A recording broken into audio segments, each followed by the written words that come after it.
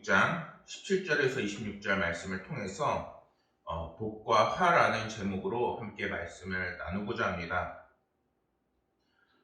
인생을 밝혀주는 빛이라는 글을 보게 되었습니다. 어떤 마을에 아버지와 어린 아들이 살고 있었습니다. 어느 날 아들은 개울가에서 아름다운 돌을 주었습니다. 아버지가 일을 마치고 집으로 돌아오자 아들은 돌을 내밀면서 말했습니다. 아버지, 이 돌들 좀 보세요. 친구들과 놀다가 주었는데 너무 예쁘지 않나요? 이렇게 저는 이 돌처럼 늘 반짝이는 멋진 사람이 될 거예요 라고 이야기했습니다. 이 말을 들은 아버지가 한참을 생각에 잠기더니 창가에 놓아둔 초를 가지고 와서 성냥으로 탁 쳐서 불을 밝혔습니다. 그러자 얻었던 방안이 금세 환해지는 겁니다. 아버지는 아들에게 촛불을 가리키며 조용히 말했습니다. 너는 이 촛불 같은 사람이 되어라. 후하고 불면 바로 꺼지는 불꽃 같은 촛불 같은 사람이 되라니. 아들은 이런 아버지의 말을 이해할 수 없다는 표정으로 아버지를 바라보았습니다. 그러자 아버지가 아들에게 다시 말했습니다.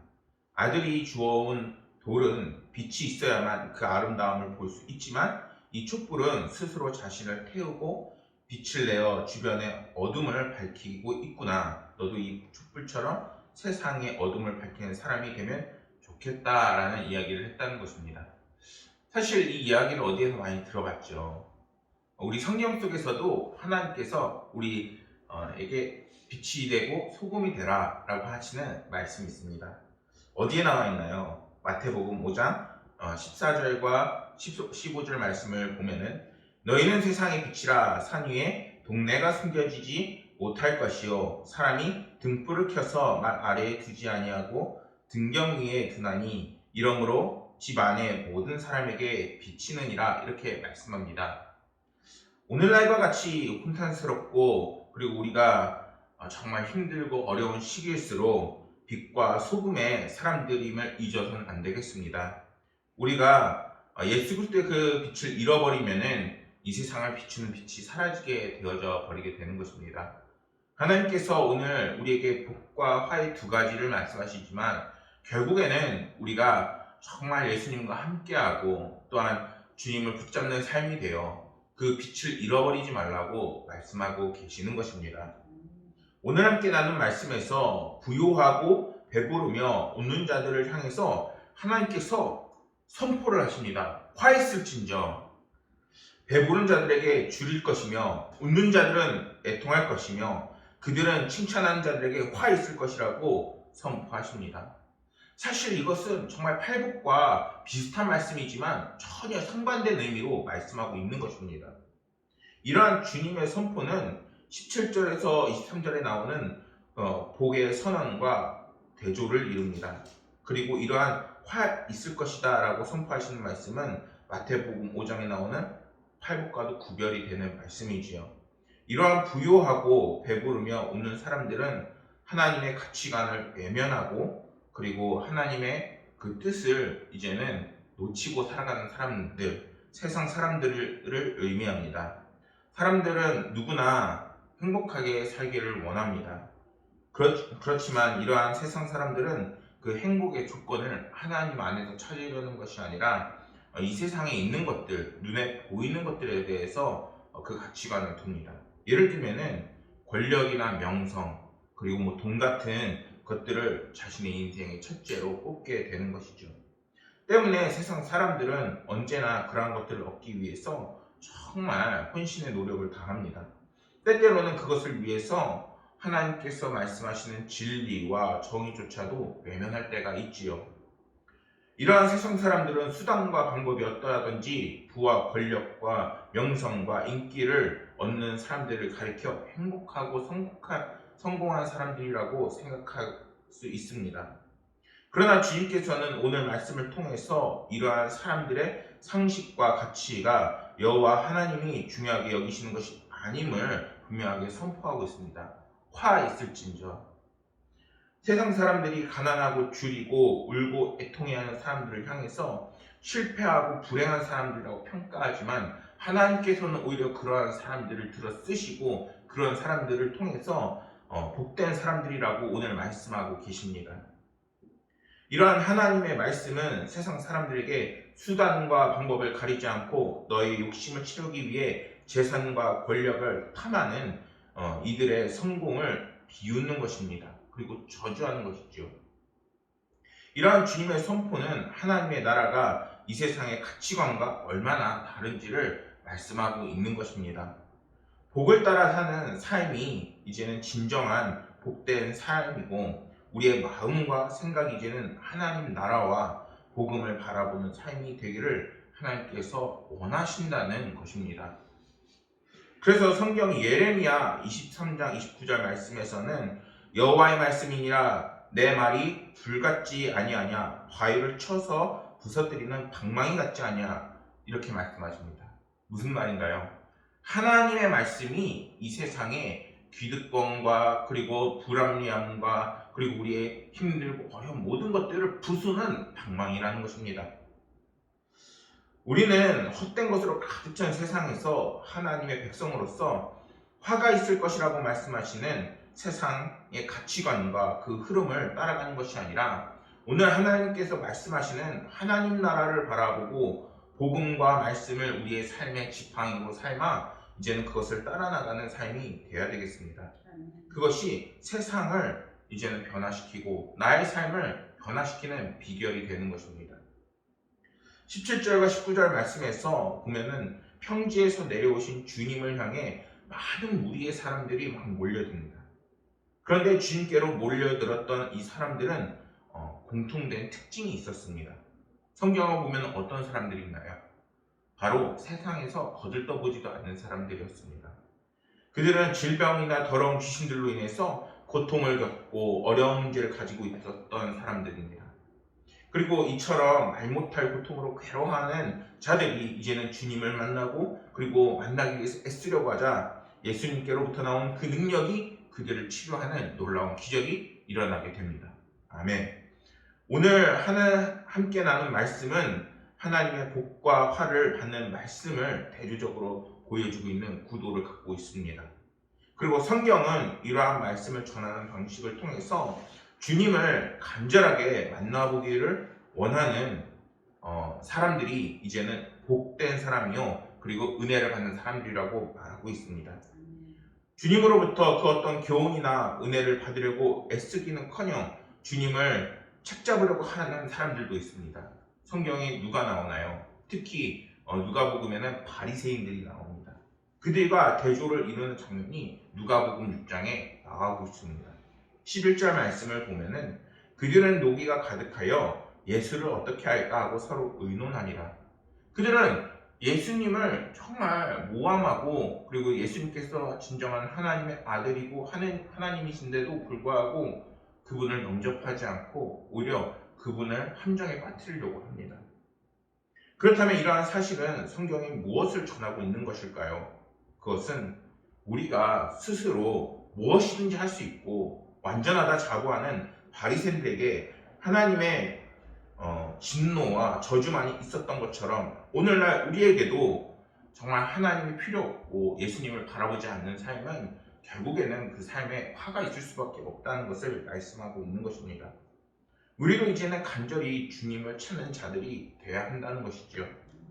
우리가 진정으로 하나님으로부터 은혜와 축복을 받기를 원한다면은 이제는 나 혼자 스스로 할 수 있어. 그리고 자신의 의로움이나 안전함을 내 스스로 가질 수 있어 라고 말하는 것이 아니라 정말 하나님 앞에 우리의 문제를 겸손히 내려놓을 수 있는 그 자세와 마음이 필요한 것입니다. 이러한 역설적인 말씀은 하나님께서 우리가 언제나 하나님 앞에 겸손하고 스스로 낮춰지면서 나아올 때 하나님께서는 정말 병자들을 고치시고 그들을 들어 쓰셨던 것처럼 오늘날에도 우리를 분명하게 구원하신다는 말씀을 전하고 있는 것입니다. 우리가 하나님을 찾아 하나님으로부터 큰 은혜와 축복을 받기 원한다면 이제는 주님께서 찾으시는 그리스도인들이 되어야 되겠습니다. 그러한 겸손한 자세 그리고 하나님 앞에 모든 문제를 갖고 나오는 저희들 그리스도인들이 되기를 소망합니다.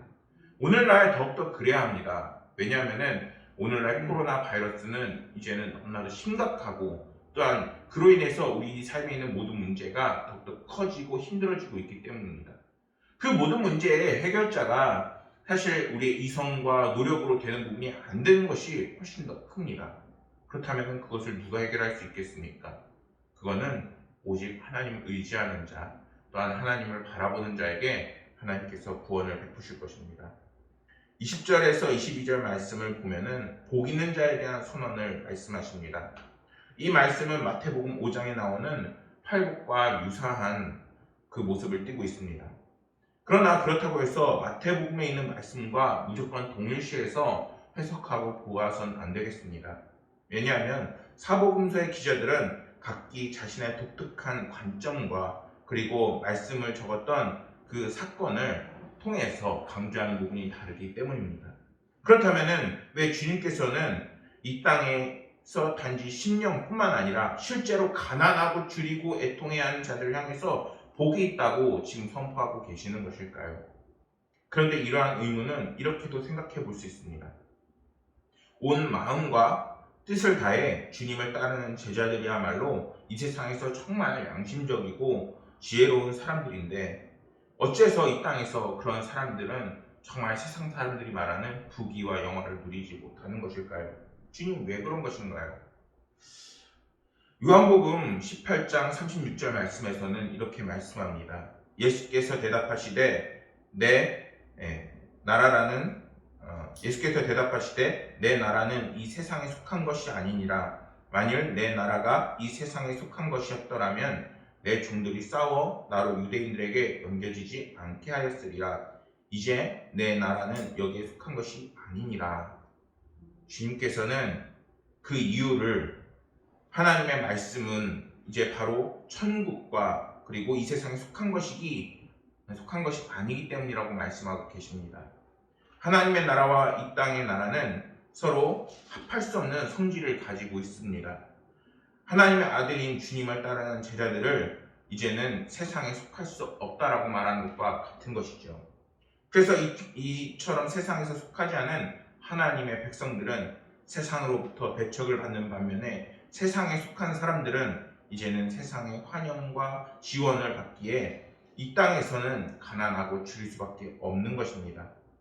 그렇게 우리가 그리스도인들로 살아가기 원한다면 오늘 말씀에서처럼 정말 배척과 어려움을 겪는다 할지라도 이제는 주님이 진정한 진리임을 알고 주님을 의지하고 주님을 품는 전적으로 하나의 것을 찾는 사람들이 되어야 하는 것입니다. 그래서 우리는 주님의 제자로 살아가는 삶이 얼마나 큰 결단을 요구하는가를 오늘 성경에서는 말씀하고 있습니다. 사도 바울은 사도행전 20장 24절 말씀에서 그에 대해서 이렇게 말합니다. 내가 달려갈 길 주 예수께 받은 사명 곧 하나님의 은혜의 복음을 증언하는 일을 마치려 하면은 나의 생명조차 조금 더 귀한 것으로 여기지 아니하노라. 결국에는 우리의 생명까지도 자신의 십자가를 내어주고 이제는 정말 온 힘을 다해 주님을 따라나가는 삶이 이제는 하나님께 귀한 삶으로 그리고 하나님께 은혜 받는 삶으로 되어진다는 것입니다. 우리는 비록 이 땅에서 잠시 고난을 받으나 하늘나라에서는 영원한 영광을 누릴 수 있음을 하나님께서는 말씀하고 계심을 우리는 기억해야 되겠습니다. 국민일보 뿌리 깊은 나무라는 기사가 실렸습니다. 이 기사를 보니까 사막에 자라는 시딤, 아카시아 나무가 있었습니다. 모세의 율법을 보관하던 법궤도 이 나무로 만들었는데 이 시딤의 나무가 척박한 땅에서도 잘 자라는 그 비결은 그 뿌리에 있다는 것입니다.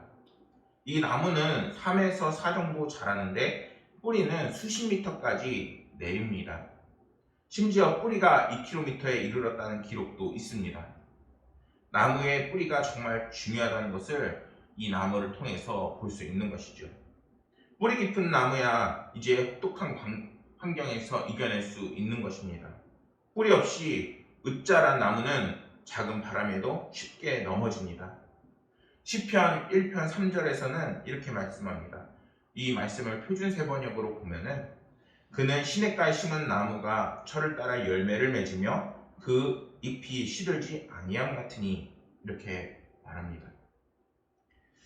시인은 복 있는 사람, 행복한 사람이 누구인지 분명하게 이야기합니다. 이제는 하나님의 말씀을 바라보고 하나님의 말씀을 의지하는 자, 그들이 정말 복이 있는 사람이라는 것입니다. 23절 말씀에서 주님께서는 그들을 향해서 기뻐하고 뛰놀라 하늘에서 너희의 상급이 큼이라 라고 말씀합니다. 이것은 가난한 자, 줄인 자, 지금 울며 애통하는 자, 주를 위해 핍박받는 자들을 향해서 주님께서 위로의 그 말씀의 결론을 내고 계신 것입니다. 우리의 결론은 이제는 주님께서 하나님께서 베푸시는 은혜로 반드시 결론짓게 되어집니다. 그 이유는 이제는 하나님께서 우리의 삶을 책임지시고 인도하시며 그리고 그들을 이제는 사용하실 것이기 때문인 것입니다. 그리고 우리가 이렇게 기쁨이 넘치고 또한 성공한 삶이 될 수 있는 것은 하늘의 상급이 클 것이라고 하나님께서 말씀하고 계시는 것에 있습니다. 오늘날 힘들고 어려운 삶이 계속되고 있지만 그 삶 속에서 우리가 희망을 잃어버리지 않고 소망을 잃어버리지 않을 수 있는 것은 하나님께서 분명하게 선포하고 계시는 상급이 우리에게 있을 것입니다. 여기서 상이란 단순히 표창장이나 훈장 같은 것이 아니라 정말 그 수고에 대한 그 대가를 의미하는 의미를 담고 있습니다. 사랑하는 여러분, 사람은 누구나 정말 잘 살길 원하고 성공한 인생이 되기를 꿈꿉니다. 그리고 그러한 성공을 보장해 줄 곳으로 이 세상에서 다른 것들을 여러 가지 찾고 있지만 진정으로 우리를 성공시키고 그리고 우리를 잘 살게 하는 것은 하나님 안에 있습니다.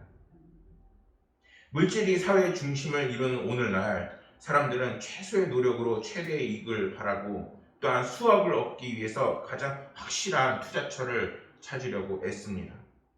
그러나 우리가 이 사는 세상은 누가 만드셨습니까? 바로 창조주 여호와 하나님께서 만드시고 또한 함께 하십니다. 우리가 오늘날 더욱더 힘들고 어려워질수록 그 모든 것의 근본이 되시는 근원이 되시는 여호와 하나님을 의지하고 찾아 나가야 합니다. 그럴 때 우리의 삶 앞에 복과 화 두 가지가 놓여 있지만 하나님께서는 우리에게 화 있을진저 라고 이야기하는 것이 아니라 우리에게 복이 넘치리라, 그리고 너에게 큰 상급이 있으리라, 너희가 기쁨이 넘치리라 라고 분명하게 말씀하고 계시는 것입니다. 하나님께 이제는 의탁하고 모든 것을 맡기는 삶이 되기를 소망합니다. 그럴 때 하나님께서는 우리를 확실하고 영원한 성공자로 세워주실 것입니다. 우리의 간절한 기도에 응답하심을 믿으시며 더욱더 믿음으로 바로 서고 또한 하나님을 의지하는 하나님의 백성들 되기를 소망합니다. 우리 이 찬양 아실지 모르겠는데 괴로울 때 주님의 얼굴 보라 1절만 함께 찬양하겠습니다. 괴로울 때 주님의 얼굴 보라 평화의 주님 바라보아라 세상에서 시달린 친구들아 위로의 주님 바라보아라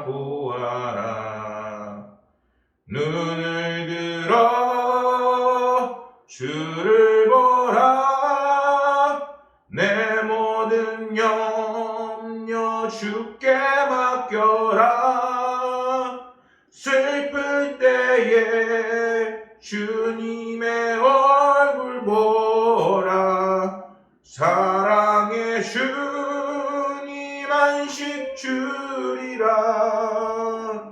기도하시겠습니다. 하나님 아버지, 하나님께서 우리의 모든 것을 책임져 주시고 슬플 때에 기쁠 때에 늘 함께 하시는 줄 믿습니다.